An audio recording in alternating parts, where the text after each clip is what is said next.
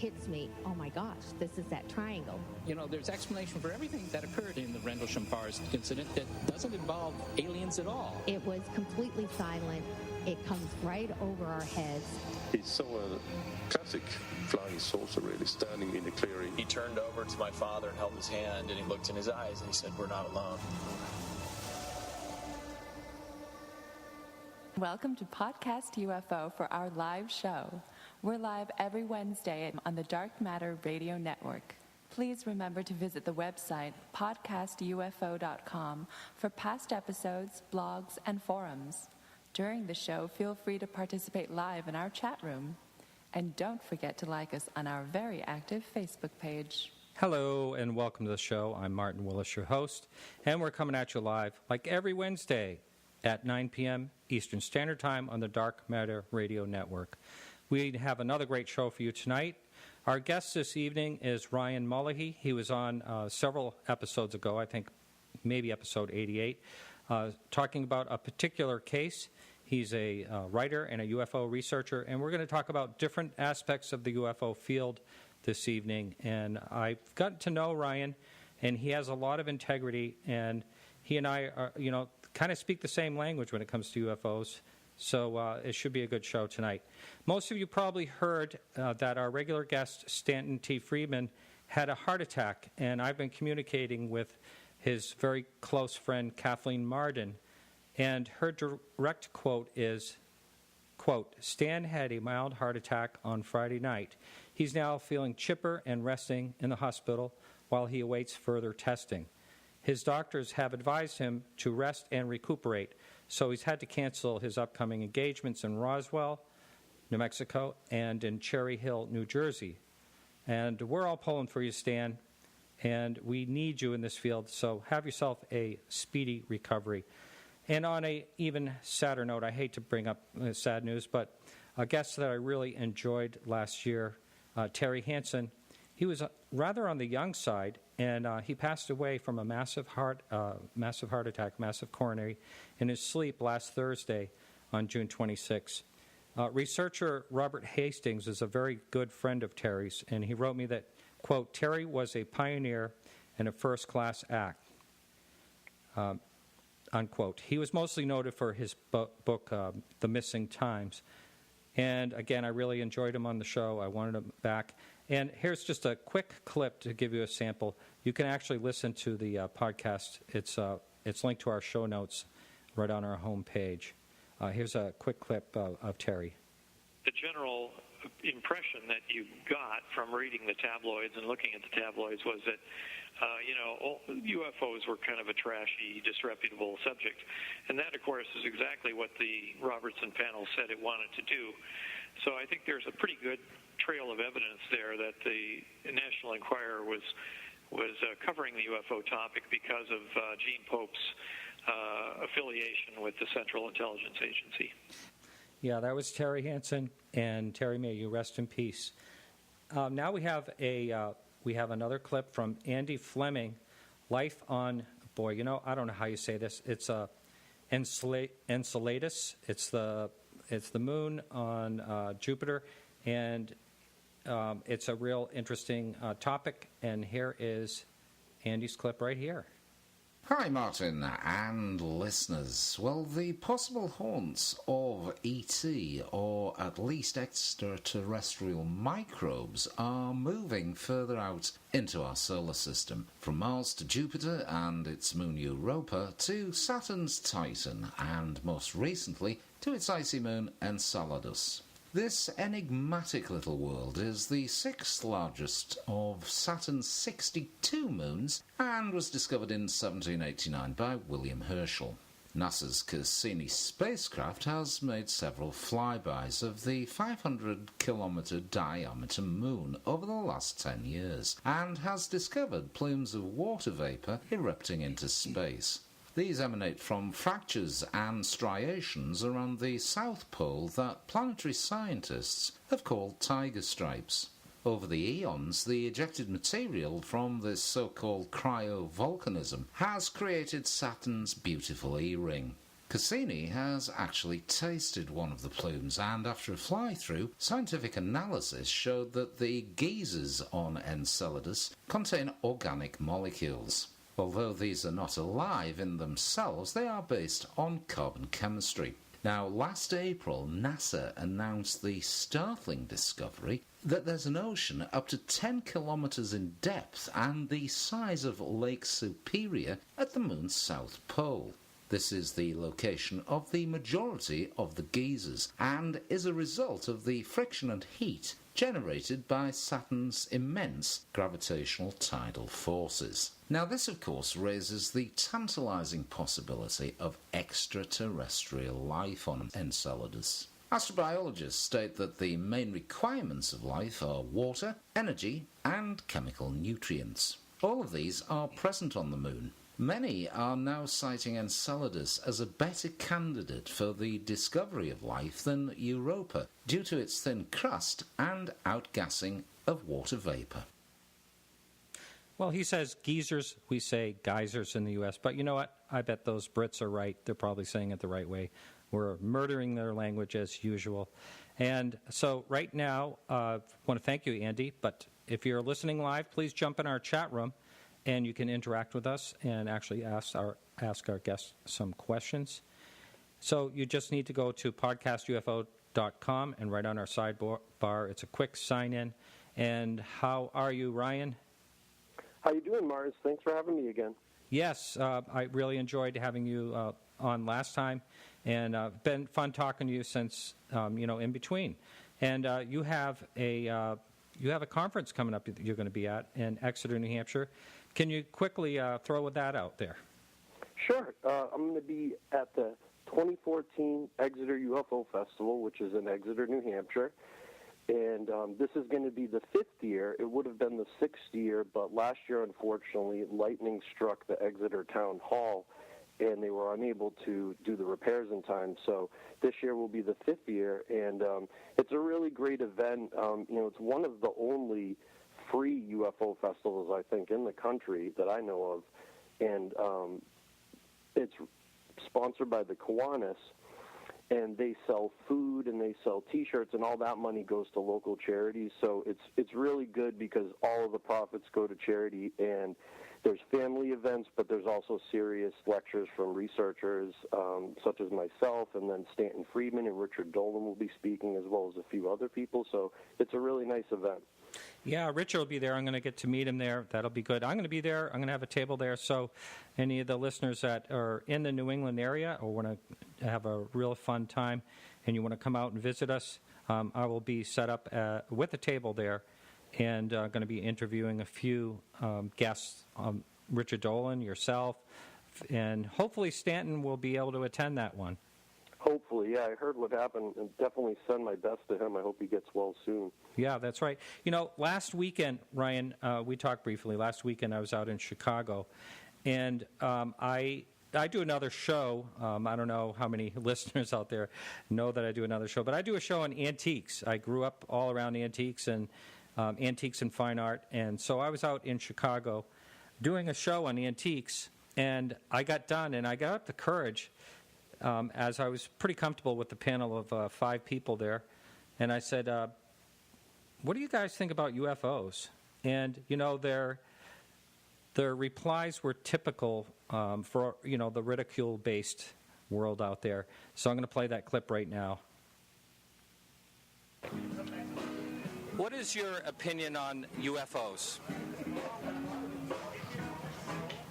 I don't know.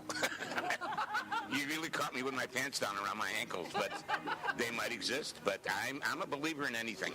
You could sell me anything. Okay. Did you ever hear about the O'Hare Airport incident in 2006? No, and I go to O'Hare a lot, but that incident. No, there was something hovering over gate C17. You sure it wasn't a stalled plane? I mean, they stack them up pretty deep out at O'Hare. All observers saw it. It's still not explained. My mind is open to anything. I guess I just wonder if they're antiquers or not. They eat antiques. I have enough trouble dealing with what I can see and what I know. been in retail all my life. Need I say more? That's it? Okay. Harry on UFOs. And I've been in Roswell, New Mexico, and I know they exist. Have you really been there? Have you been there? All right. Wow. What was that? Area 51. I cannot possibly believe we're the only things around. I can't believe that. I really can't. They're there. But they're friendly. So that was it. So Ryan, what's your comments on the sort of a mixed group? You just throw the topic in there, and I like the guy that says I'm open-minded. You could sell me on anything. Oh, definitely. Yeah, my thoughts are, I thought that was, for just throwing it out there, I thought that was a pretty, positive response overall. Everybody seemed pretty open-minded to the possibility. So, a bit more positive sometimes than when you just throw it out there to a random group of people. Typically, you tend to get more opposing views on the subject. So, yeah, and I also thought the woman who said, "I have a hard time dealing with what I can see," I thought that was a pretty typical, and probably across the board, what a lot of people feel like. Oh my God, don't add that to my life. I already have too much going on. Definitely, yeah. I think sometimes, unless you've had a sighting yourself, or for whatever reason you develop a deep interest in the subject, a lot of times it falls into that category for people where they may be interested or open, but they're just busy living their lives, doing things, so they're just not into looking to it personally. Yeah. So you were on quite a while ago, several months ago. So just for a quick recap, can you tell the listening audience who you are? And I know you had a couple sightings. So can you just talk, kind of briefly about all that? Sure. So basically, in the late 90s, I had a UFO sighting in New Hampshire, and after I had the sighting, I just was pretty blown away, and, I wanted to try and find as much information I could find on UFO sightings in New Hampshire and, New England in general. So that's how I got started doing my research, and as I went on, I just, found a lot of really interesting cases, and I just found that New Hampshire had a really interesting UFO history. Obviously, the Exeter case and Betty and Barney Hill are two, cases that come to mind right away, but there's also a lot of really great other cases that are, lesser known. So the more I started looking into the subject, because of my own sighting, I just started getting into the history of the UFO phenomenon in New Hampshire, and, the more I went on, that became my focus. So in 2011, I started New Hampshire UFO Research, which basically what I do is I research the history of the UFO phenomenon in New Hampshire, and I've written research articles on it, and I'm also working on a new website where it'll be a research-based website where people can go and they can access a lot of the research that I've, retrieved myself, and use that as a tool. Now, do you source your findings? Oh, as far as my articles? Yes. Mm-hmm. Yeah, I always have a reference list at the bottom. Yes, I always list my sources. And one of the things that we talked about last time, and just for the person that didn't listen, actually we have a lot more new listeners since you were on last time. You are kind of the person that uncovered this when that was floating around the internet saying the earliest UFO picture in the world. You kind of uncovered that it was some type of structure in the snow that made it look like a cloud. That was pretty great. That was pretty good. And sorry, go on. That was what's called, in the antique world, here I am again, a stereopticon view card. And what it is, it's a stereo card. So when you look at it in these glasses, it's kind of like the 3D. It actually gives a 3D effect. Exactly. And do you want to talk about uncovering that? I know some listeners have already heard that, but sure. Just briefly what you did. Yeah, sure. Basically, it was just a picture that, surfaced in the early 2000s, and, I was always fascinated by it, but the picture itself was a cropped version of the photo that you're referring to, which was the stereoscopic photo. So you didn't get the full perspective of the original photo by this, the photo that was first circulating when it was claimed to be a UFO. So over the years, I was always fascinated by it, and I go back to it, and eventually I came across an article that named the actual photographers who took the photos. So that kind of gave me more to search with, because now I had the names of the photographers. So I was able to find that the New York Public Library had a set of these stereo photos, and they had the original photo. And, once you view that photo, you can see the full photo and the perspective, and, it becomes very clear that it's an object on the snow on the surface of Mount Washington. Now, I can't take all the credit for it because, this photo's fascinated a number of people, and there's been a number of blog posts and, forum posts about it, and, which I do reference in my article. So, basically what I did is once I found those photos, it became very apparent that it was not an object in the sky. And then through some of the clues that other people had listed, there's a book, for example, on the expedition that talks about the photography pretty in depth. So that was a really good piece of evidence because there was no mention of, any sort of strange things in the sky from the photographers. And there was also a list with all the names of the photographs. And the name of the photograph was listed as Frost Architecture. And if you look at this particular photo, it looks like, a frost structure on the surface of Mount Washington with some unknown object in the center of it. So that's basically, just from doing some research and, looking for different evidence and, referencing some other people that did some good work, I just kind of brought it all together because, I found that there's still a lot of sites, even till now, there's still a lot of sites that haven't taken this photo down and haven't acknowledged, the things that I brought forward. So it's just a good example of how sometimes in ufology, when something takes hold, you really got to kind of get people's attention to try and get things, corrected. That's right, and that's going to be a lot about our topic tonight, those type of things. For instance, the UFOs and religious paintings have, more or less been debunked, and there's reasons behind all that, and you can see that, I'm not one to jump on anyone's debunking bandwagon, but after I watched these videos on YouTube, basically very scientifically debunking what these images are that were painted, these iconic images, what appears to be like a flying saucer, was typical in painting, and I encourage people to check that out on YouTube. There's a guy that really takes his time. He's not mean in any type of way. He just explains what these things are. But if you go on the Internet right now, all over the Internet, you'll find images, and actually in some documentaries too, that show these so-called UFOs and early Renaissance paintings.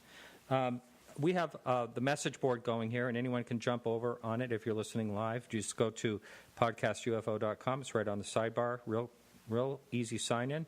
And we have a question up there now. Does Ryan know of any ancient or historic American Indian legends of UFOs or ET in the New Hampshire or northern New England region? Well, I've done a bit of reading up on that, and it's a little bit difficult because the way the Indians would, kind of refer to different things and phenomenon was based a lot on their belief system and so there were things that I came across in New Hampshire and Maine that, weren't blatant, we saw a UFO, but, were things where they saw glowing, I think they called them carbuncles on mountains and, things where there shouldn't be lights. So I have come across, some stuff like that, but nothing really ultra concrete specific to, UFOs. Yeah. No, you've never heard of, like, any drawings on rocks like they have, like, say, in Arizona? I think there's actually some in Massachusetts. Yeah, I haven't heard of anything specific to UFOs in New Hampshire. Right, yeah, okay. Well, we're going to talk a little bit about abductions later, but right now I wanted to talk about, sort of what it's like trying to police these type of situations that get out of hand. And, it's to police them is good for everybody. And I'm actually pretty excited because on July 29th on our show then, I have a girl that calls herself Sheila Aliens. She's a young girl, probably in her 20s. And she has been calling out people that are scamming on YouTube with hoax videos. I mean, she takes them on, head on. And there's actually a great Skype interview of her head to head with the guy from third phase of the moon. She's calling him out on all his hoaxes, and it is the hoaxes and the myths that get carried away that muddy the waters and make it more difficult for the real researchers, the people that take this serious, to gain any ground. And you've been involved in some things that go along those lines. I'm not sure if you want to talk about any specifics, but that's more or less your thoughts. Yeah, I don't know that I want to get into anything specific, but I think that I think those situations, they do arise from time to time, and I think it's important, where this subject is, there's a lot of ridicule and doubt behind it, and it also, due to its ambiguous nature, it can attract people that maybe don't have the best intentions, or they see the opportunity to take advantage of it because it is an ambiguous thing. So I think it's important to call people out. If you see something that isn't right or inaccurate, I think it's really important to do that. But it's a double-edged sword, because then at the same token, it's very easy to get caught up in the ufological, back and forth infighting and things like that. That I try to avoid, but I think it's important, if something's inaccurate or you see something, that's deceptive, it's important to, politely point it out for the greater good. Yeah, because what happens as time goes on, if there's something that's misquoted, or something that is an entire myth that is said over and over again, the next thing you know, it sort of becomes part of the story, and it's awful hard to shake. Now, we had someone on the forum message board recently that was really going at one of our past guests, because he mentioned, I'm not going to get into the specifics of it, but the past guest that I had mentioned a situation with timing of a witness that was on one show a number of years ago, and then when he was on my show, he was calling it as fact, and that really upset this guy. So, and that's what happens, because a lot of these myths can actually turn into believable facts, and they get printed in books, and next thing you know, they're on TV, people are watching it and swallowing it, and it's really difficult. For instance, Roswell, I'm sure that's a mixture of a lot of myths along with a lot of really hard facts, and it's hard to tell what's real and what's not anymore. I agree, and that's part of what I've tried to do, with my research is, a lot of these New Hampshire cases, two or three come to mind. The oldest known UFO photo is one. There's a few others. These are cases that I just was initially looking at because I was fascinated by them, and in my investigation or research into them, I should say, that's when things started to surface that called them into question. So, for me, it's always just about trying to find the best information. And, that's when I first had my sighting, I found it very hard to, get good information. And, there's all these people with books and, who's credible, who isn't, so, that's why what I'm trying to do for New Hampshire is to just go through all the available stuff and really take a look, and if there's anything new that I can come up with, or if something doesn't quite pan out, just point it out and let people make the decision for themselves. I try not to make any final determinations on things, but merely just present what I've found and let the reader decide for themselves.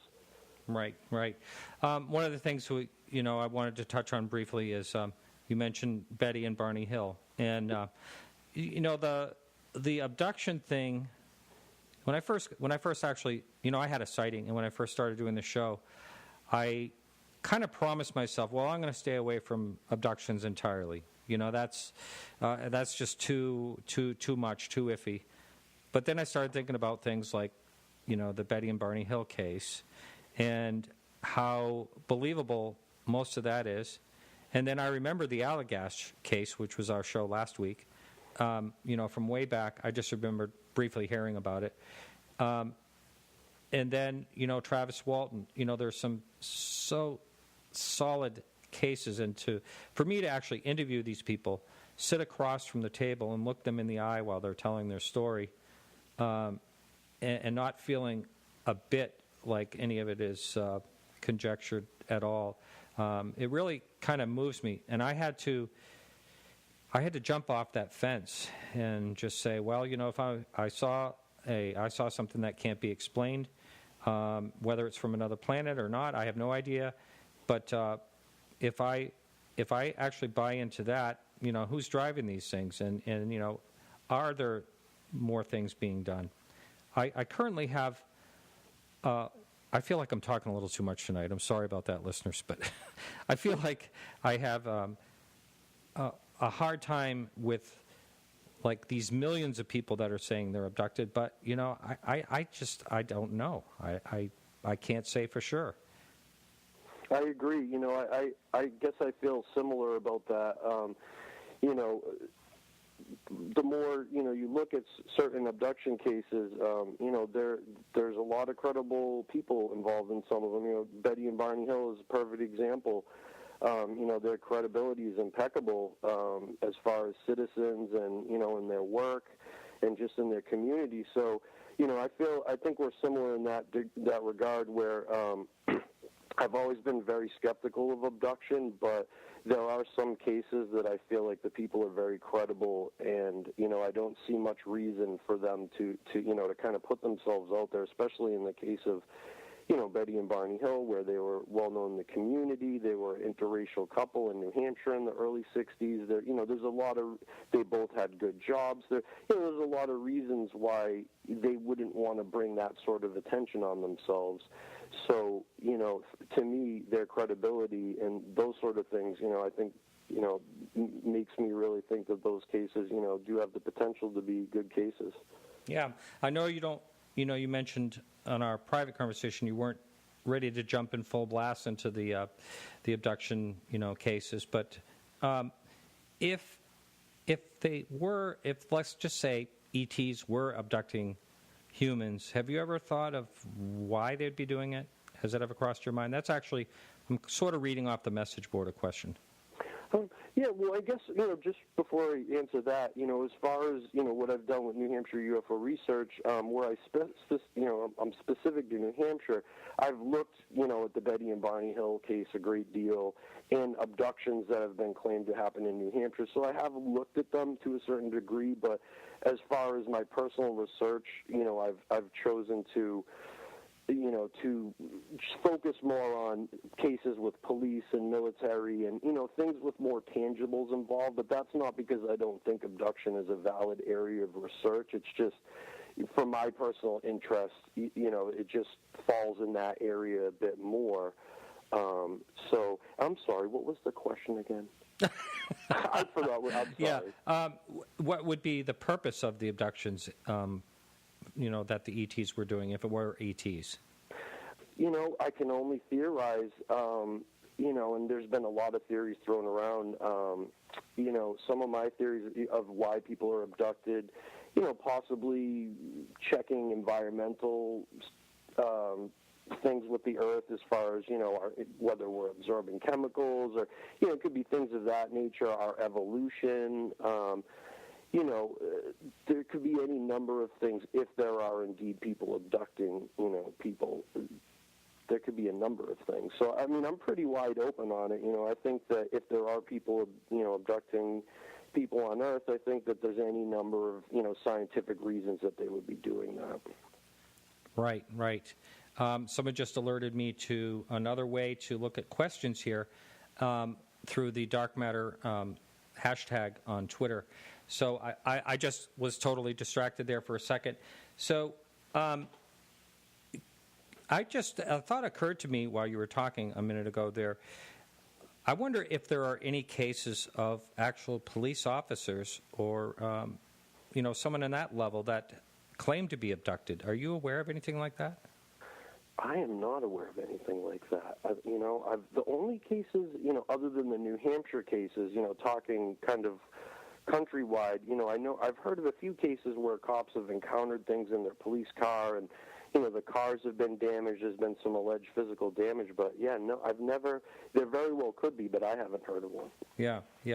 That would be interesting to find out. I know this Lonnie Zamora out in New Mexico. Way back in the 60s. And by the way, Ray Stanford, who wrote The Socorro Flying Saucer, years ago, he was the first investigator besides Alan J. Hynek on the case. He was there, and he's going to be on our show in just a few weeks. It'll be good to have him on. Oh, wow. That'll be a great guest. Yeah, he hasn't done too many. So we're not going to go, deep into the abduction cases, but I do kind of question. It just seems like is it possible that all these people that are claiming they're abducted, and we're talking in the tens of thousands, and around the United States, maybe even, some people are claiming that it might be up to 1 million people. I don't know if you've ever heard that, but I hadn't heard that number. No. Yeah.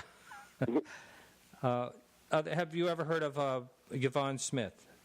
I have not. Yeah, she's out in California. She was actually on Coast to Coast the other night, and she is someone that does hypnotic regressions.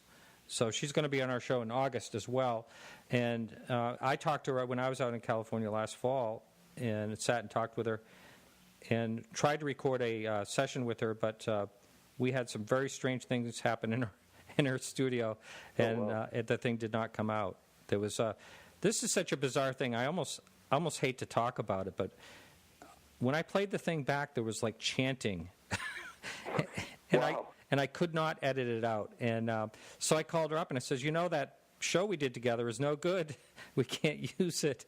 And she asked why, and I said the chanting. She goes, "Oh, that again," or something like that. Wow, that's weird. Yeah, it's absolutely bizarre.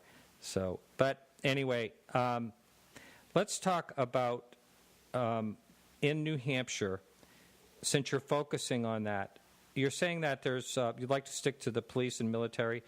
Are there some military cases? I'm just not aware of any.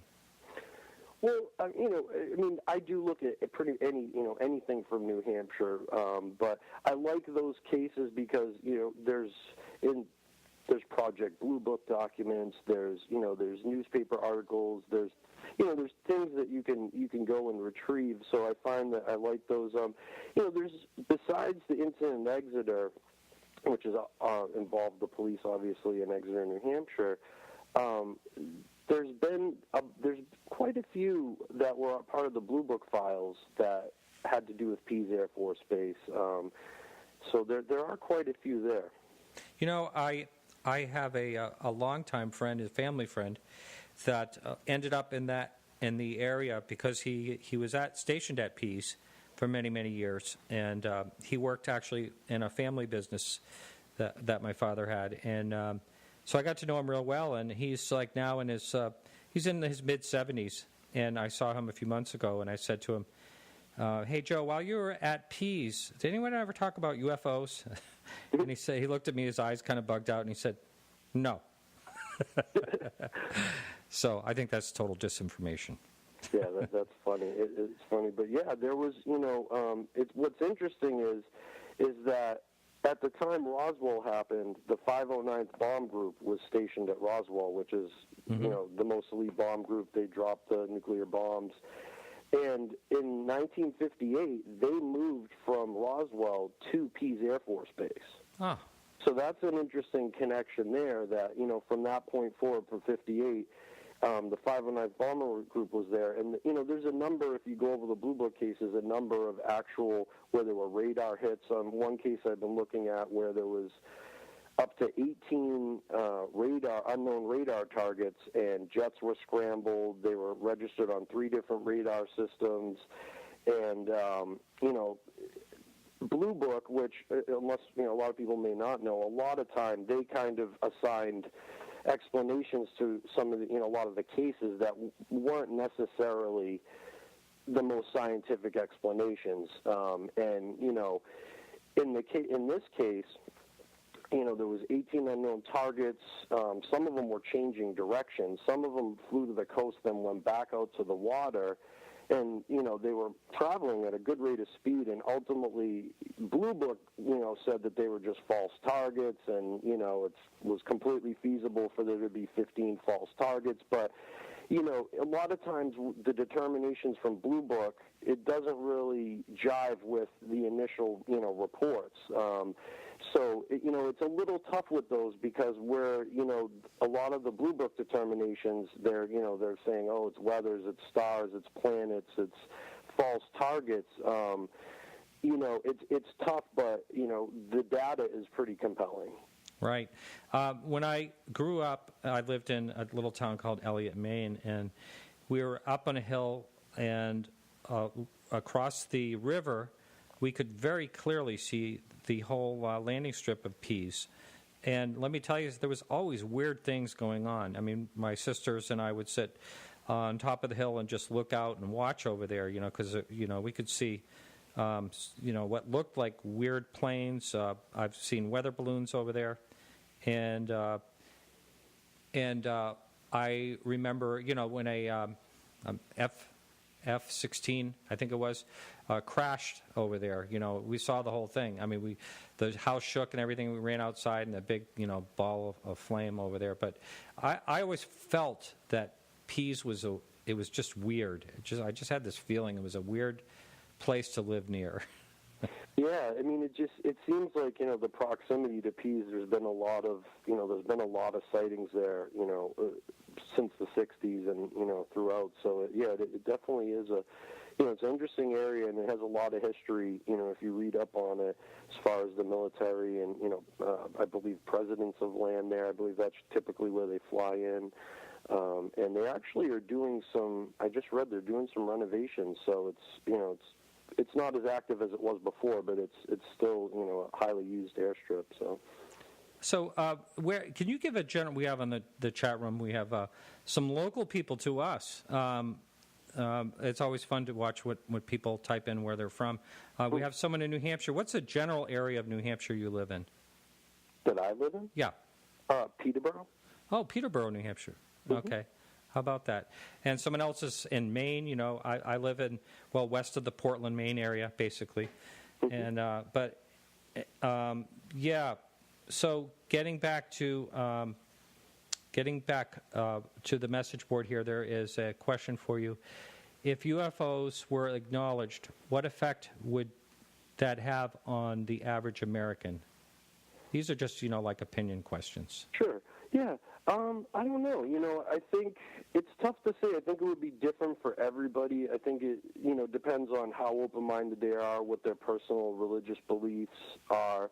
I think it would affect everybody different. Although I think, with all of these possible habitable planets that have been found in the last 3 years, I think people just almost subliminally are starting to get a little bit more open to it. Maybe people that weren't. I think that's been kind of a quiet thing that's gone on that I think, that doesn't necessarily mean that, UFOs seen around, Earth are aliens flying through space, but, I think just having people shown that, hey, there's a lot of planets out here that could harbor life, I think it's harder for people to kind of ridicule about that, So I think it would affect everybody different. I think people would be very curious about it, So I think there'd be a lot of curiosity. Yeah, absolutely. And I think you're right. I think we're really heading toward more of, of a place where people will accept, if it ever is, hard facts. I think they'll accept it a lot easier because of that. Kind of like the clip I played earlier and the people I just threw that on in Chicago. The woman saying, I would be foolish to think that we're the only things alive out here, and I agree. Yeah, I agree as well. Okay, another one here. What are your thoughts? No, I'm not screening these. I'm just reading them as I see them. So you guys better be nice on the chat room. So what are your thoughts on human mutilation reports? It's something that I've always been fascinated about when I read or hear about it. But I don't have a whole lot of opinion on it. I find it fascinating. I've never come across any cases in New Hampshire that dealt with that, and I pretty much stick to New Hampshire and New England. So I find it fascinating, but I've never come across anything in New Hampshire along those lines. Well, speaking of the New Hampshire, have you ever heard of any cattle mutilations? That I have not. Yeah. I know they're in a lot of places in the country. I have never actually heard of anything, anything close to New England myself. Someone out there may be listening and may tell me I'm totally wrong, but you just don't seem to hear that. Yeah, it seems like it's more, Midwest farm country. Although there are a lot of farms in New Hampshire, I don't know how much, cattle industry there is here, but that is a very interesting insight. I haven't really heard of any. Now, have you heard of any UFO cases this is also a message board question, in the Hampton Beach area? Yes, there's been a good amount of, reports in and around Hampton over the years. Interestingly enough, the Exeter case, right as that was coming to an end, where the cops had gone back out to the field with Norman Muscarello and they witnessed the UFO themselves with Norman, they got back to the station and somebody had called the operator and claimed that some sort of red object was chasing them, and the phone went dead. And that call, I believe the call was put from Hampton Beach, from a payphone. So there's a little tie into the Exeter case, and there's been a number of things right around that area because that's right outside of Exeter. So there have been a number. Yes, yeah. I actually owned a property in Northampton, New Hampshire, for a number of years. So I do remember hearing some things going on, but it's funny when we've talked about this before. When you may not have a sighting yourself. A lot of times there's no reason for you to really engage in this whole topic, but you'd hear things. I don't know about you, but I heard things over the years that sort of caught my interest. But until I had a sighting, I never really looked into the subject. Yeah, it was the same way for me. I mean, I grew up watching Unsolved Mysteries and sightings and, those sort of shows that were on in the 80s that, would deal with UFOs to a certain degree. And so, I was always interested in that sort of thing. But, yeah, it wasn't until I had, my personal sighting that I really dove in. Mm-hmm. And that doesn't happen to everyone. Sometimes people will have a sighting, and I would say probably, I would guess more than half or maybe less than half, but around that, who have a sighting that just, write it off as something else and go on. When I had Dr. Seth Shostak from the SETI program on the show, he said, well, hey, I saw something really strange in the sky once. And sure enough, it was it ended up being a missile launch. And, so when someone like him has a sighting, he's going to look into it a lot more than the average person. And he certainly doesn't want to hear that there's UFOs, that's for sure. Oh, definitely. Yeah, no, that's it's a good point. I mean, the more qualified the witness, if they're scientific minded, they can, maybe do a bit more research or look into it more. But, on the same token, at least with the sighting that I had, and, I know with a lot of other people's sightings, sometimes there's characteristics of these things that really, they really point in the direction of something other than, earthly origin, whether it be the speed or the flight characteristics. I mean, in my case, the object we saw exhibited what I now know as falling leaf motion, which is a kind of a rocking or wobbling as it descends.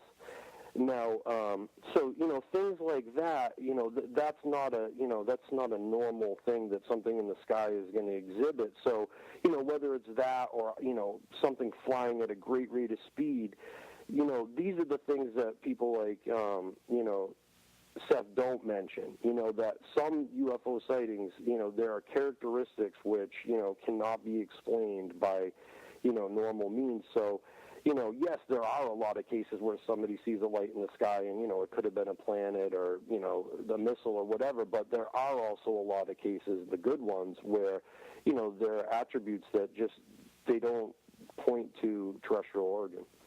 That's right. Yep. And, there's two things you can think about that. Either just try to forget about what you saw.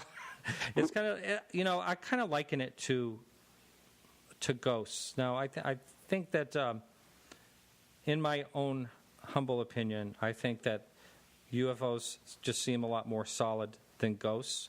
But people see something is going on, but a lot of times people, they just don't want to talk about it. Now, up on the message board, someone from Maine just, it's hard to see where it went. He had a sighting in Mechanics Falls, Maine, back in the fall of 2008, but that at that time, he says he didn't know where to report it.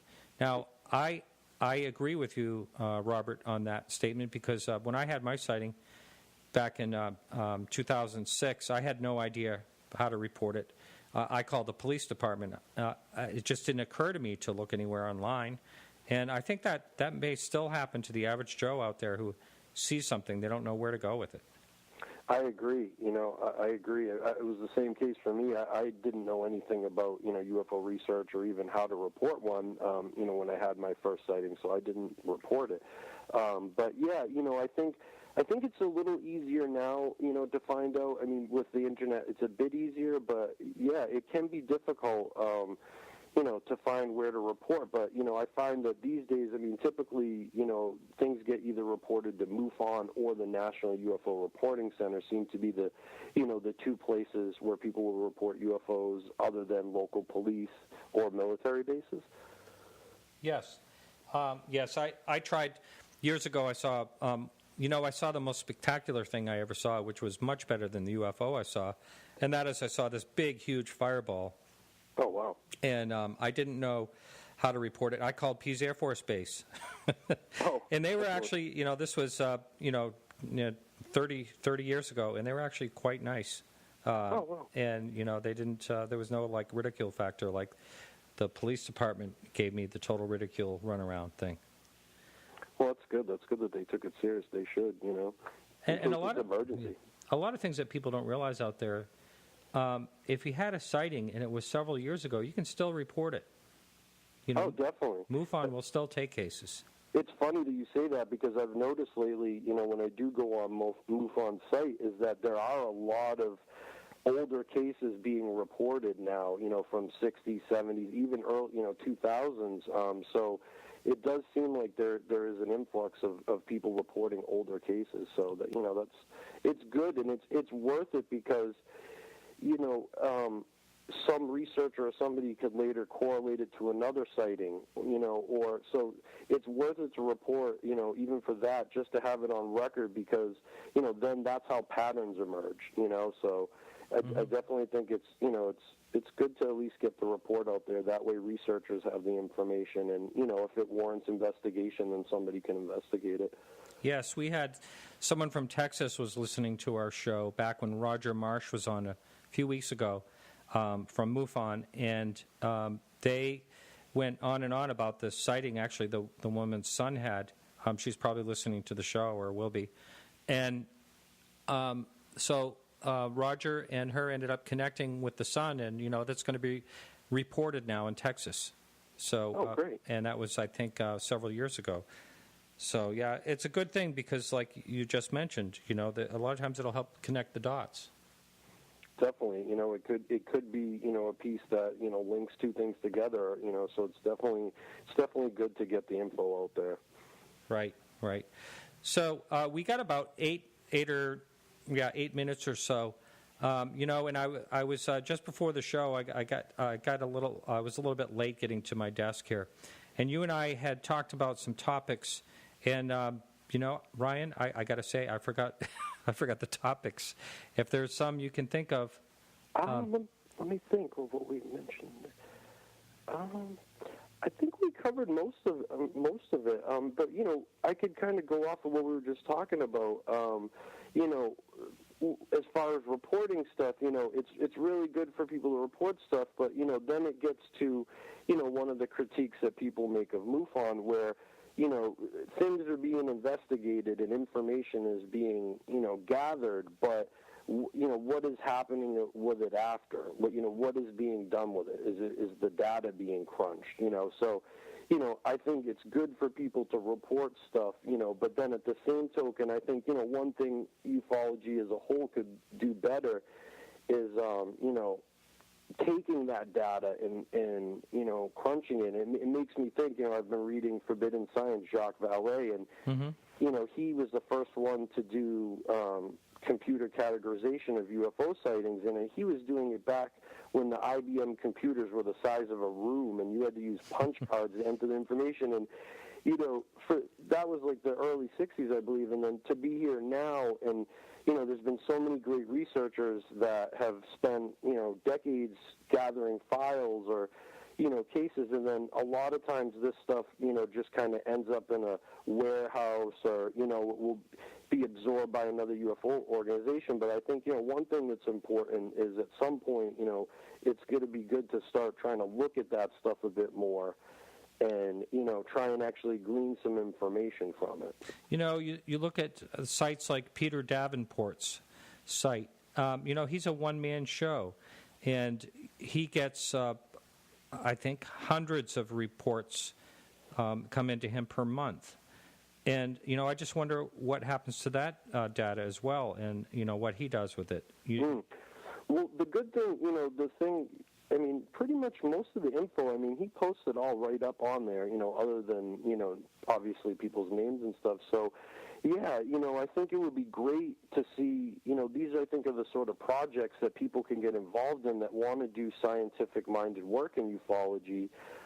Maybe approach Peter Davenport about trying to do some computer analysis of his data, or, same thing with MUFON, maybe start taking some of the stuff that has accumulated since 1969 and, put it in a computer, approach it with some science, take a look at it, so, and that's why I want to really try and get, a research website built. That way, all the cool things that I've uncovered, over the past 15 years, they're going to be there for the next person that's interested in it. So, they can use it as a stepping stone. They don't have to spend the years going around and, digging for all this stuff. They can kind of take it from there and take it to a different place. So, I'd like to see more of that going on. Yeah, that's right. And that's a good point. He puts things up on his site. It's available. And I have talked at great length with another researcher in Texas, basically, and he's been discouraged because he knew something about quite a bit about a particular case, knew people involved in it, had interviewed the people involved in it, and all he wanted was to get MUFON to give his name and number for the person involved that filled out a report, just to contact him if they wanted to. Sort of like we were talking about earlier, connecting some dots on a certain case, and, MUFON would have no part of it. I understand them being really protective. That's important. But there's also, sometimes you need a little flexibility if it's going to, help solve a case.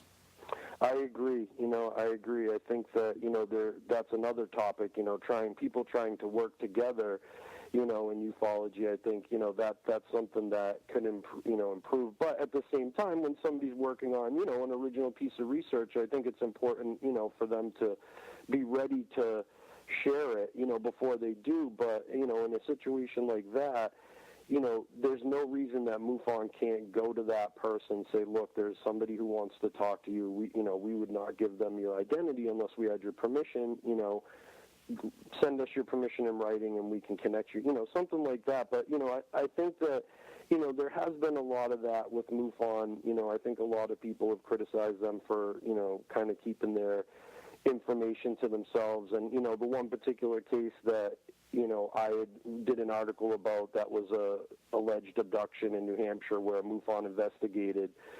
The investigator would not reveal who the other investigators were with him. He claimed all this evidence, yet it was never scientifically examined or presented. So, I've seen a little bit of that of myself, with MUFON, and I think ultimately the more info they share with people and on their website, obviously respecting people's privacy, the more they're going to get people excited about the subject, So, I think they maybe could do a little better at that. We have a situation here where we only got a couple minutes left, but you and I, on one of our phone chats talked about it, and I'm not going to point any fingers, but there are a couple of people involved in MUFON that are kind of whacked. I'm going to say it. There's some really good people, like Roger Marsh that was on our show. I thought he was really solid.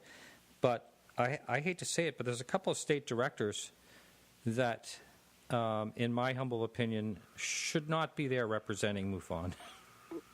Yeah, another thing, and obviously, I'm all of my critiques of MUFON, are definitely, I mean them constructive, and to what you just said, I think that's a good point, because what I find is there's a lot of inconsistency from maybe state to state or region to region with, the quality of maybe the state directors or the sort of things that they're doing. So, that's one thing that I've noticed, that I just think there's a lot of discrepancy there, and, maybe that, and also having studied the MUFON field manual, there's a whole section about public relations in there, and, some of the things, I think maybe you're alluding to, or, things that come to mind, there's people just, kind of speaking out, and it's clear they're not taking, MUFON as an organization, maybe, and, they're not taking that into consideration that they're speaking,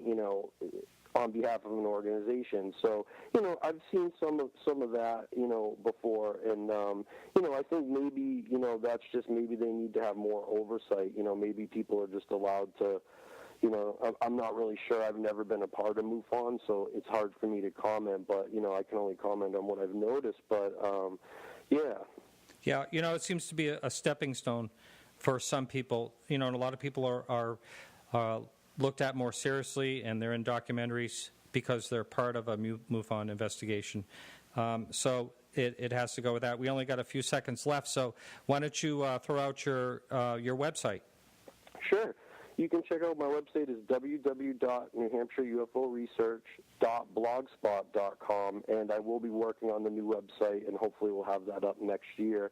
And you can also check me out on Facebook, www.facebook.com/New Hampshire UFO Research, and also on Twitter. All right, so that's it for our show today. If you missed any part of the show, you can catch it as a podcast and a whole bunch of other podcasts on our website, which is podcastufo.com. I want to thank everyone for helping out with the show today. Our guest, Ryan Mallahy, Keith Rowland, producer for the Dark Matter Radio Network, Andy Fleming for Astronomy News, Carrie Lloyd Whitehouse for music, and Peggy Shunning for adminning our Facebook page. Next week we have Nick Redford, and again he's going to be on talking about his latest book, Close Encounters of the Fatal Kind. You could check us out right here on the Dark Matter Radio Network next week and every Wednesday at 9 p.m. Eastern Standard Time. And that's it for our show. Thanks so much for listening, and remember, keep your eyes to the sky.